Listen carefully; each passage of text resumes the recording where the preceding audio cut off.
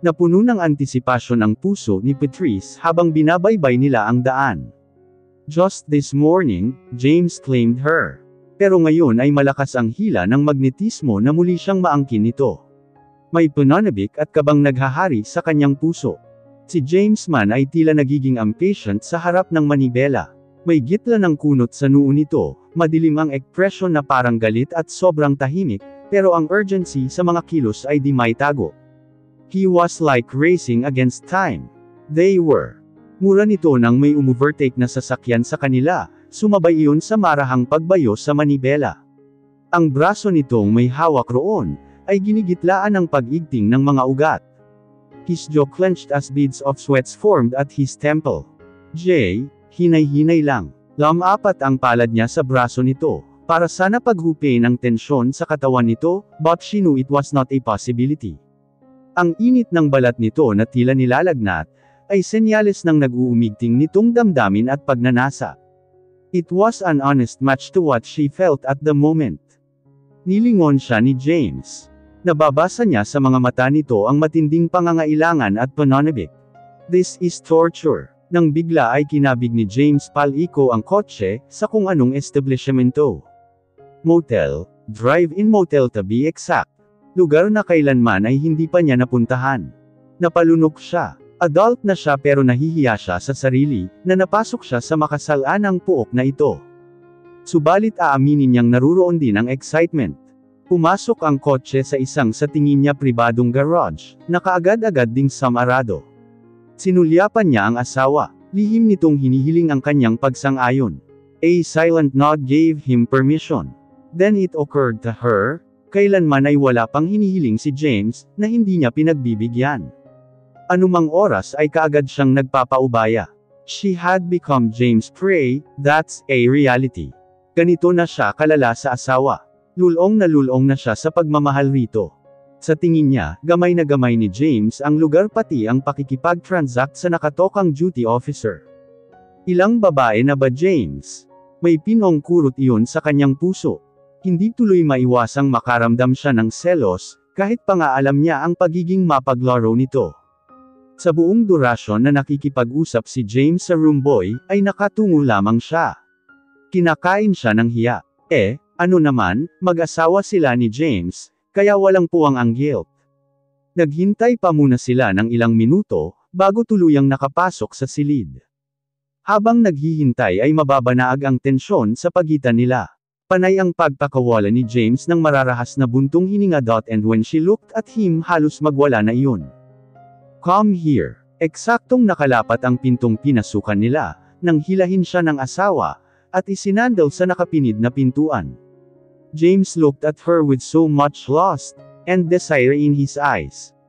Kung tutuusin, kaninang umaga lang ang pinakahuli nila.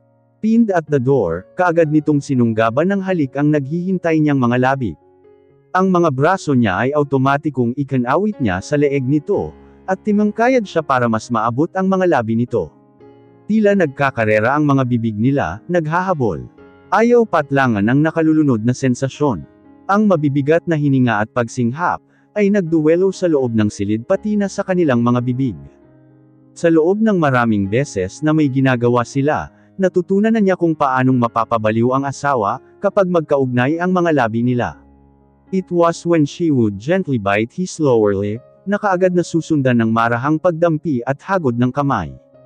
Napabulong na kumawala sa lalamunan nito.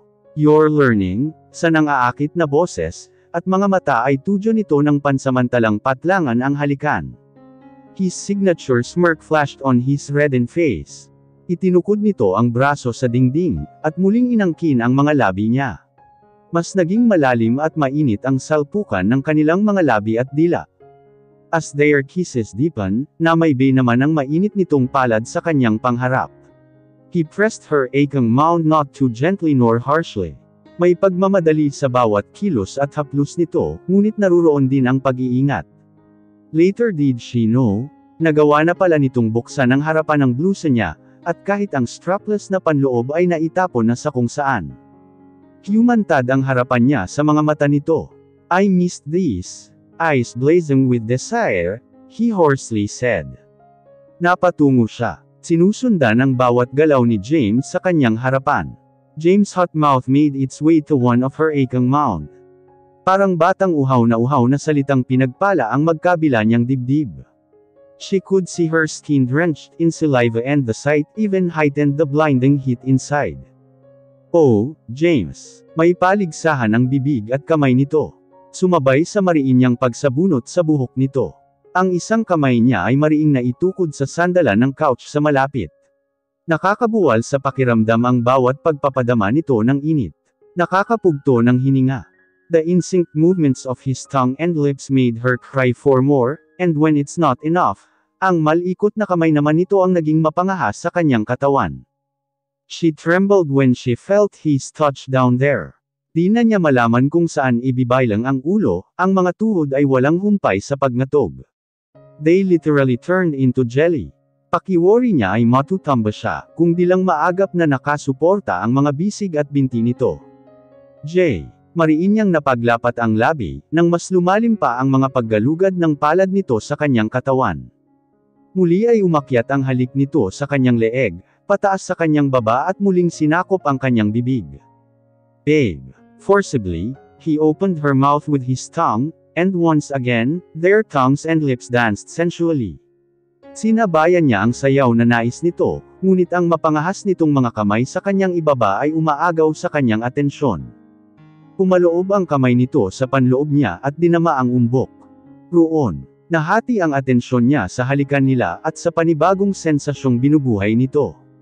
Nag-iinit ang gitna ng kanyang katawan. Kahit ang paghalik ay di na niya nagawang tugunin. Awang ang bibig na nasundan niya ang mga kamay nito.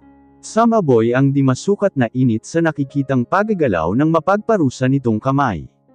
Underneath that flimsy clothing, James teased her with his expert hand.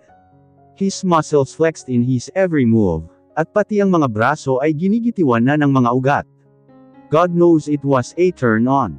Nanuyot ang lalamunan niya, nauuhaw siya. Mas umawang panglalo ang bibig niyang sinalubong ang mga titig ni James. James urged her to continue the kiss but how could she? Instead, sunod-sunod na ingay ang kumawala sa kanyang lalamunan, bunsod ng mapangahas na pananalakay ng mga kamay nito sa kanyang katawan. Halos ikapugto ng hininga niya ang sensual na mga galaw ng mga kamay ni James sa kanyang katawan. All she could was clinch him on his collar, and let go of all those shameful groans, and heavy breathing against his skin. Sa bawat panunudyo ng mga kamay nito, ay ang imboluntaryong pagsalubong niya. She could feel her body constrict every time. Her blood pulsating and throbbing to his every touch.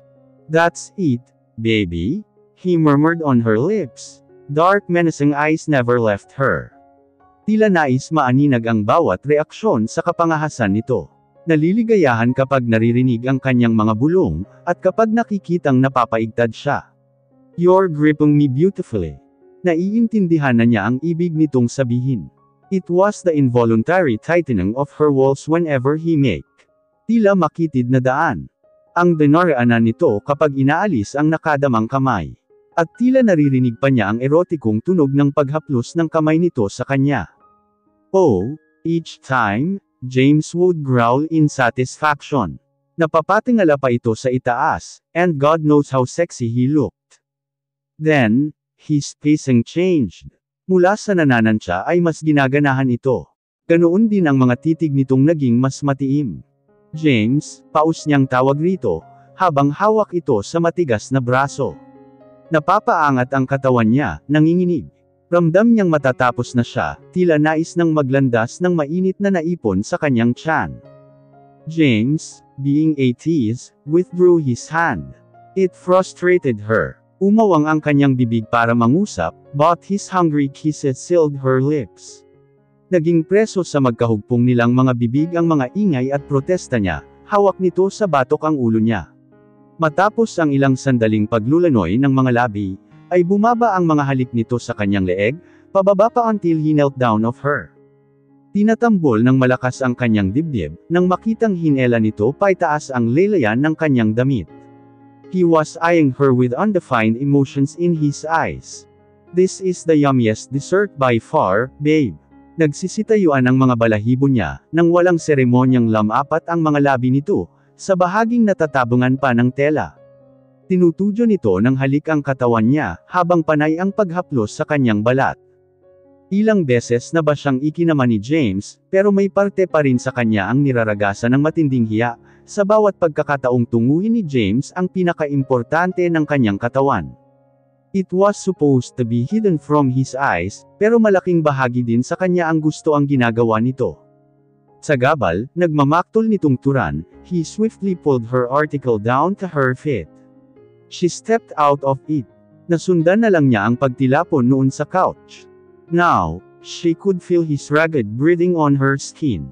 Malamig ang kwarto, pero tinutupok siya ng apoy. Mas nananalaytay ang pawis sa kanyang katawan. Dumodoble rin ang hiya. Napapikit na lang siya, at hinintay ang susunod na mga galaw nito, sa bahaging naghihintay ng kaganapan. Then it happened. Between her and James it will always happen. James is like a strong force of nature, no matter the effort to control him, he will always find his way towards her and own every part of her.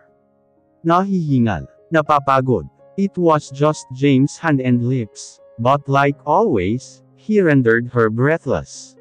Nagkandabuhol-buhol ang hininga niyang napayupyup sa malapad na dibdib nito. Ang mga palad niyang mahigpit na nakakapit sa braso nito, ay dahan-daang lumalaylay. Nasalo na lamang iyon ni James at dinala sa pagitan nila. Ibinigay niya ang buong bigat sa matigas nitong katawan. Nakasandal pa rin siya sa dahon ng pintuan, matapos ang paunang kaganapan. Pumikit siya. Alam niyang hindi pa sapat kay James ang lahat and she needed to regain a little bit of her energy. Sa ginawa niya ay parang daluyong na bumabalik sa alaala ang namalas, at ipinamalas ni James sa kanya ilang sandali lang ang nakalilipas. Umiinit na naman ang pisngi niya sa naiisip. Naninigas ang katawan niya at tila may naglandas sa kanyang katawan. God! Ang katawan niya ay hindi na niya solong pag-aari. Isipin pa lang ang mga ginagawa, at kayang gawin ni James sa kanyang katawan, ay kaagad nang nag-iiba ang kanyang reaksyon. Gusto niyang maiyak. Tuluyan na nga siyang nagbago. She can never claim again what and who she was. The Patrice before marriage na inosente. Ang Patrice na walang muwang sa mundo.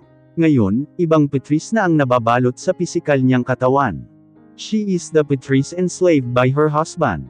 Ang Patrice na kayang pasunurin ni James anuman ang naisin nito. Hey, dapat yata ay baguhin mo ang diet mo. Huwag puro gulay na lang.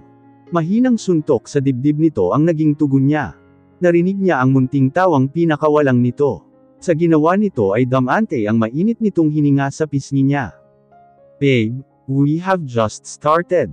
Kumawala sa pagkakayapos sa kanya ang kaliwang braso nito. He lifted her chin to meet his eyes. Once is never enough for him. Pitin ito. Iyon ang nasasalamin sa mga titig nito. He wanted more. She wanted more. Bumaba ang mga labi nito sa mga labi niya. Good thing na nakapatong siya sa kanang binti nito, at hindi na nito kailangang iharap ang sarili, para lang maabot ang bigla na lang ay nauuhaw na naman niyang mga labi. Ganito palagi ang epekto ni James sa kanya. Isang tingin lang ay nadadarang na siya. In an instant, damante ang mga labi nito sa kanya. He was brushing his lips against hers. Tila tinatakam siya sa init at mabangong hiningang pumaypay sa magsisimula na namang mag-init na balat. We can make use of the remaining hours. Tumango lang siya. Susulitin ang nalalabing oras, sayang nga naman ang bayad. He grazed her lips with a feathery kiss. Then naging mas mapang-angking muli ang halik na ipinagkaloob nito. Malayo sa klase ng halik nito kanina. Ngunit kaagad ding huminto. Ipinaglapat ang mga noo nila, at namumungay ang mga matang nakatitig sa kanya. Sinalubong niya ang mga titig nito, at hinintay ang sasabihin nito. Maingat na isinuksok ni James ang takas na ilang hibla ng buhok sa gilid ng kanyang tenga. Damaloy ang init sa katawan niya. Tila naging apoy ang dugong damaloy sa katawan niya. 3 katagalang iyon. 3 little words that made her heart thud rapidly. Hinawakan ni James ang braso niya, at hindi hiniwalayan ng malalagkit na titig, at iginiya siyang patungo sa sofa. Not wasting any time, sinimulan nilang haborin ang suot ng isa't isa. They are now fully naked, and every time, just every time, she sees his nakedness. She couldn't help but marvel of how an Achilles he is. Tinaywasang haplosan niya ang matipunong dibdib ni James na namamasa sa pawis. James' scent is intoxicating. So manly, so sensual. Naupo ito sa sofa, at hinagod ng tingin ang kanyang kabuuan. Bawat dantay ng mga titig nito, ay nahihigit niya ang paghinga. Inabot nito ang palapulsuhan niya. With James' lead, she straddled off him. Hubo at hubad, shame and doubt were cast. Outside the window, walang puwang ang mga pag-aalinlangan. Paligayahin si James at ayalay ang buong pagmamahal rito, yun ang mas mahalaga. She is way, way down there. And if this would be the last time she could feel his heat, then, she'd surely give her all. Ang magkabilang tuhod ay nakatukod sa sofa, habang nakahawak sa balikat ni James, para manimbang. Nakasuporta ang mga palad nito sa kanyang baywang, habang dahan-dahan siyang inaalalayan ang kanyang katawan. She gasped when she felt him on her. Unti-unti pa niyang ibinaba ang sarili hanggang sa maramdaman niya ito. He was too deep. She bit her lower lip. May kaunting kirot pero mas nanag ang kagustuhan niya. James, nanginginig niyang sambit sa pangalan ng asawa. Napayakap siya sa leeg nito. This is new to her and she needs him to guide her. Maingat nitong iginiya ang katawan niya. Sa una ay tila musical director na nagbibigay pa ng kumpas si James kung paano. Biting her lips. Nagsimula siya, mabagal, nananansya. Kinakabisado ang ritmo na gusto nito. That's it, baby. Hanggang sa nakuha niya ang tamang ritmo at kumpas. She was never a dancer ngunit may bagong tuklas siya sa katawan, tila nawala ang lahat ng buto niya sa swabe ng kanyang mga sayaw. James eyed her every move with all admiration and it ignited fire in her. Mentally, ginaya niya ang mga ginawa ng asawa niya. She was rewarded by his grunts and deep sighs. Kaya, mas pinag-igihan niya. Ibabalibag na niya ang katiting na pag-aalinlangang sumisilip sa kanyang puso. Suddenly, every noise was muffled. Ang tanging naririnig na lang niya ay ang tibok ng kanilang mga puso, ang mga buntong hininga ni James, ang paglunok at ang musikang nililika ng magkalapat na mga katawan nila. James, she cried for his name. Loving of him had never been so liberating, powerful and domineering. You are doing great, baby. They were doing great. Sa ilang buwang halos araw-araw nilang ginagawa ito, ay na-master na nila ang pangangailangan ng isa't isa. They perfectly matched in bed at sa abot ng kanyang makakaya, ay sinasabayan niya kahit ang marahas at wild na ginagawa ni James. Mahal niya ito. The thought of it even made her more aggressive. Nagsabay ang mga ingay nila. James is panting. Dumidiin ang hawak nito sa katawan at kagat ang mga labing nakamasid ito sa kanya. He let her do her erotic dance. Mas nag-iinit siya. She was bouncing on him fiercely. Sumabay ang dibdib niya, kung saan-saan sumabog ang mahabang buhok. Until she couldn't hold it anymore. Napaliyad siya. Naitukod ang kanang palad sa dibdib ni James, habang napatukod ang kaliwa sa baba nito sa kanyang likuran. And when she was about to fall, marahas na kinabig siya ni James at mahigpit na niyapos. Napasigaw siya ng malakas nang walang babaalang idiin ni James sa dibdib niya ang bibig nito, hamina ang mga kilos niya, at ninamnam ang init ng bibig nito sa kanyang balat. He is kissing, nipping and biting her flesh and that most sensitive tip. Sunod-sunod na bulong ang naging gantimpala nito, na mas lalong nagkatinig ng marahas nitong sinasalubong ang bawat niyang index. In between, they would devour each hungry mouth as their bodies moved in unison. Sweats. Dripping. Saliva glistening their skin. Mas naging makapangyarihan ang bawat pagdampi ng kanilang mga katawan, at kapag nasa saling ni James ang sensitibong parte ng katawan, ay halos napapaliyad siya sa nararamdaman, at napapasigaw, but James never allowed her to look away. Ikinulong nito sa magkabilang palad ang mukha niya. His eyes were dangerous. Senyales na sasabog na ang galit nito. James, hindi ko na kaya. Ramdam niyang lupaypay na siya, Patrice. Don't look away. She is like sitting in between mountains of desperation, lust and the need to reach somewhere. Somewhere, she and James could only reach. Eyes locked with him, she continued dancing in carnal melody. Tila kabayo na hinahabol sila, hanggang sa di na niya nakayanan at bumigay na siya ng tuluyan. Napasigaw siya ng malakas, pangalan ni James ang sinasad. I'm almost there, babe, he growled. Ang mga kamay nitong nakahawak na sa kanyang katawan ay tila bumaon na sa kanyang balat. And when James finally reached the mountain, they were both tired. Pagod na napasubsob siya sa balikat ng katabi. Habol ang paghinga. Making love with him had always been mind-blowing, pero nakakapata rin ng katawan. Hinihigop nito ang enerhiya niya. Nais pa sana niyang namnamin ang init ng pawisan nitong katawan, at tibok ng puso nito, but she shouldn't do that. James won't cuddle. Ayaw niyang isipin nitong kumakapit siya rito. Sa loob ng hindi na mabilang na mga beses na may nangyari sa kanila. Hinahayaan lang siya nitong sarili ang yakapin sa bawat pagkakataong natatapos sila. Kahit na nga gustong-gusto niyang sumiksik sa mga bisig at dibdib nito. Saan ka pupunta? Sa kama. Ani ang tinakpan ng mga braso ang exposed na sarili. She looked away. Nahihiya pa rin siyang salubungin ang mga titig nito. As always, while making love, she would always feel so hot. Kapag natatapos ang mapusok na sandali, umaakyat ang hiya sa mukha niya. Just stay off me. Kumikislap ang mga mata niya sa pagtataka. Saglit na napatitig ng tuwid sa asawa. There was something in his eyes, a vast caldera of emotion. Stay still, Patrice. Kinabig nito ang batok niya, napasubsob siyang muli sa balikat nito. Naramdaman na lang niya ang pagsayad ng woolen blanket na nakasalya kanina sa sofa, at maingat iyong ibinalabal ni James sa kanyang katawan. Ngunit ang mas sumaplow sa damdamin niya, ay ang ginawa nitong marahang paghagod sa buhok niya, at ang paggawad ng pinong halik sa kanyang buhok.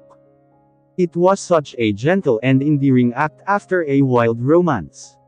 Tumatagos sa puso niya, humahaplos. Tila kinukuyumos iyon ngunit sa hindi mapait na paraan. More than desire and sexuality, the sweetest act found its way through her heart. May nasaling sa kasulok-sulokang parte ng kanyang puso. Bahagi na tanging si James lang ang nagagawang lakbayin. Ang kaligayahang sumapuso sa kanya ngayon, ay di niya kayang pangalanan. It was indescribable and beyond explaining. Her heart burst with a hell of mixed emotions, but on top of it is love. I swear, I could die in your arms today, James. Pero temporaryo lang ang lahat ng ito. Gaya ng paghupa ng init, ganoon lang din siya kadaling idispatch siya. Isang napipintong katotohanan. Kinuyumos ang puso niya. Nasasaktan siya hindi pa man. Realization hit her, hindi na niya kayang layuan pa ito. Bakit ka umiiyak? Ha? Namamasa na pala ang pisngi niya, pati ang balikat ni James nang hindi man lang niya namamalayan. She was crying. Did I hurt you? Puno ng pag-aalalang tanong nito. Panay-iling lang ang sagot niya, di ito tinatitigan sa mga mata. Mas isiniksik niyang lalo ang sarili sa katawan ni James. Umiiyak siya sa katotohanang ang lahat ng ito ay magtatapos din. Sooner or later, all this fantasy will end. At kung magkakalayo man sila, this will be one of those lasting memories na babaunan niya. Ang anumang meron sila, pisikal lang ang habol ni James, pero para sa kanya, puso at kaluluwa ang nag-udyok sa kanya.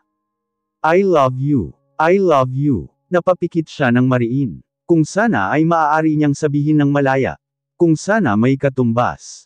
Patrice, you're making me worried. Was I too rough? Mas humigpit ang yapos niya sa katawan nito. Ganoon din si James sa kanya.